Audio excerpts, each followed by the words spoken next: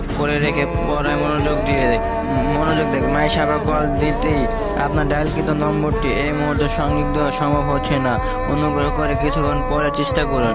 আর 7 দিন হলো মারুফের ফোন সে বন্ধই হয়েছে, তা হয়েছে অন হবার কোনো নাম নেই। সারাক্ষণ মাইশা কান্না করেই যাচ্ছে, কিন্তু কারোর সাথে কিছু শেয়ার করতে পারছে না। মাইশা মারুফের দেওয়া গিফটগুলো নিয়ে বসে আছে। এমন সময় সুমি এলো। সুমি, কিরে মাইশা, তুই এই বাচ্চাদের খেলনা নিয়ে বসে আছিস কেন? মাইশা কোনো উত্তর দিচ্ছে না, এক দৃষ্টিতে তাকিয়ে আছে। সুমি, কিরে আরোহী, বল, বাচ্চাদের খেলনা নিয়ে তুই বসে আছিস?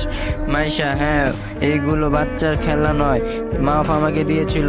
সুমি, কি, মারুফ ভাই তোকে বাচ্চাদের খেলনা দিয়েছে? মাইশা, আর তোকে সব দেখাবো।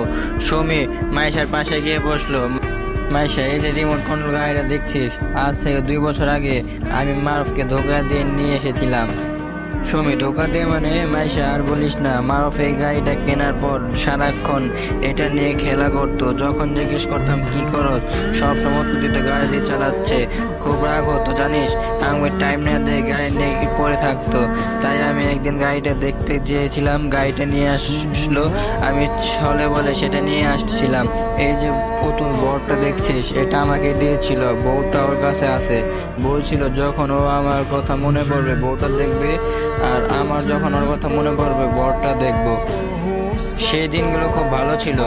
তোরা হয়তো মনে হতেই পারে এত বড় ছেলে এমন গিফট দেয় কেন? আসলে না, বাইরে থেকে বড় হয়েছে কিন্তু ভেতরে একদম বাচ্চাদের মতো।